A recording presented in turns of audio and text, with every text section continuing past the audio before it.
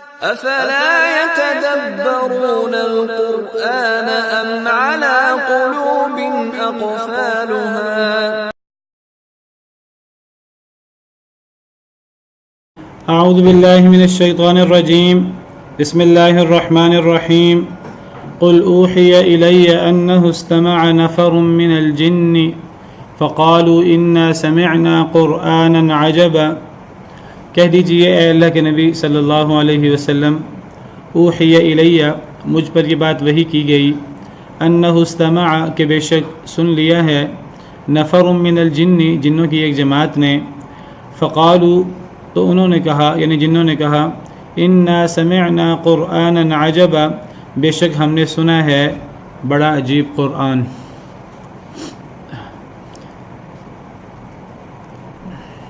ہم پچھلے لیکچر میں پڑھ چکے ہیں کہ یہ نبی کریم صلی اللہ علیہ وسلم کی رسالت کا شروع کا واقعہ ہے کہ نبی کریم صلی اللہ علیہ وسلم وادی نخلا میں موجود تھے، مکہ مکرمہ میں، تو آپ وہاں فجر کی نماز پڑھا رہے تھے، تو آپ کی جو قرات تھی، جو جہری قرات ہوتی ہے فجر کی نماز میں اور لمبی قرات ہوتی ہے، تو آپ کی قرات جنوں کی ایک جماعت جو وہاں سے گزر رہی تھی اس نے سنی، تو انہوں نے وہ قرآن کریم سنا، قرآن کریم کو سن کر وہ قرآن کریم پر ایمان لے آئے، نبی کریم صلی اللہ علیہ وسلم کو اللہ کا رسول تسلیم کر لیا، اور نبی کریم صلی اللہ علیہ وسلم کی اطاعت اور اتباع کا انہوں نے عہد باندھ لیا، اور وہ وعلیکم السلام ورحمۃ اللہ وبرکاتہ ایمان لا کر، قرآن پر ایمان لا کر، نبی کریم صلی اللہ علیہ وسلم پر ایمان لا کر، اور جو قرآن کریم جس کی طرف سب سے زیادہ توجہ دلاتا ہے شرک کا رد، توحید کا حکم، تو شرک کا رد کر کے پکے موحد بن کر وہ واپس پلٹ گئے۔ اس سارے واقعے کے درمیان نہ انہوں نے نبی کریم صلی اللہ علیہ وسلم کو مخاطب کیا یا اور نہ ہی نبی کریم صلی اللہ علیہ وسلم کو کچھ علم ہوا اس بارے میں۔ بعد میں اللہ تعالیٰ نے نبی کریم صلی اللہ علیہ وسلم کو وحی کے ذریعے بتا دیا کہ آپ کا قرآن جنوں کی ایک جماعت نے سنا ہے، اور قرآن سن کر جنوں کی جماعت کا یہ تبصرہ ہے جو اللہ تعالیٰ نے ان آیات کریمہ میں، اس صورت مبارکہ میں اللہ رب العالمین نے بیان فرمایا ہے۔ جنہوں نے جب یہ قرآن سنا اور قرآن سن کر پھر انہوں نے اپنے تاثرات بیان کیے، واپس جا کر اپنی قوم کو انہوں نے تبلیغ کی، وہ مسلمان ہو گئے اور اللہ کی توحید کا اقرار کیا۔ جس شرک میں وہ مبتلا تھے اس شرک کا انہوں نے نفی کی اور کہا ہم آئندہ شرک نہیں کریں گے،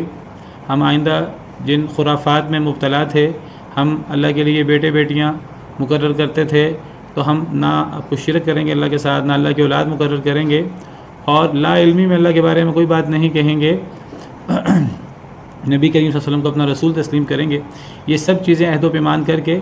وہ واپس پلٹ گئے، اور واپس پلٹ کر جا کے انہوں نے اپنی قوم کو دعوت دی۔ تو اس صورت میں اسی واقعے کی طرف اشارہ ہے، اور یہی بات سورہ احقاف میں بھی ذکر ہے تفصیل کے ساتھ، پچھلے لیکچر میں نے ذکر کیا تھا۔ تو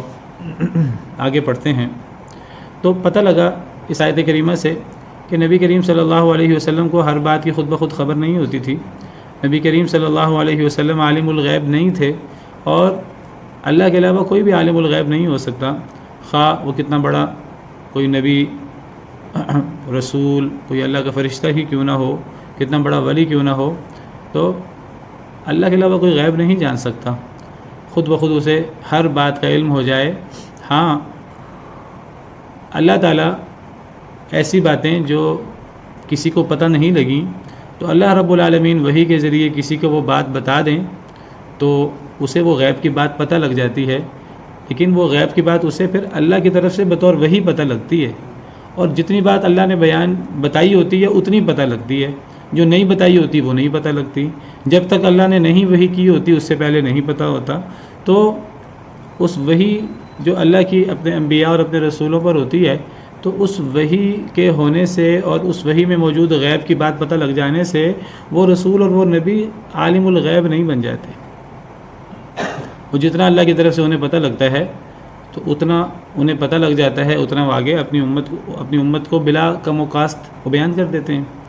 کیونکہ ان کو حکم ہے جو کچھ ان پر اللہ کی طرف سے وحی ہو تو وہ آگے امت کو پہنچائیں۔ تو اللہ کے علاوہ کوئی بھی عالم الغیب نہیں ہے۔ اللہ تعالیٰ کا ارشاد ہے سورہ نمل میں، قل لا يعلم من في السماوات والارض الغیب الا اللہ، اے نبی صلی اللہ علیہ وسلم آپ اعلان کر دیں، آپ خود اپنی زبان سے کہہ دیں، کسی کو مغالطہ نہ ہو آپ کے بارے میں کہ آپ غیب جانتے ہیں، آپ خود فرما دیں لا يعلم من في السماوات والارض الغیب الا اللہ، نہ آسمانوں میں کوئی غیب جانتا ہے نہ زمین میں، الا اللہ سوائے اللہ کے، یعنی اللہ کے علاوہ کوئی غیب نہیں جانتا، نہ آسمانوں میں نہ زمین میں۔ آسمانوں میں فرشتے ہیں اللہ کے برگزیدہ، کوئی فرشتہ بھی سیدنا جبریل، میکائیل علیہم السلام وغیرہما، کوئی فرشتہ بھی غیب نہیں جانتا آسمانوں میں، نہ ہی زمین میں کوئی غیب جانتا ہے سوائے اللہ کے، اللہ کے علاوہ کوئی غیب نہیں جانتا۔ اس آیت کریمہ سے یہ بھی پتہ لگا، نبی کریم صلی اللہ علیہ وسلم کو وحی کے ذریعے بتایا گیا کہ آپ کا قرآن جنوں نے سنا اور جنوں نے آپ کا قرآن سن کر یہ تبصرہ کیا آپ کو اس کا نہیں۔ إن هذا القرآن يهدي للتي هي أقوم ويبشر المؤمنين الذين يعملون الصالحات أن لهم أجرا كبيرا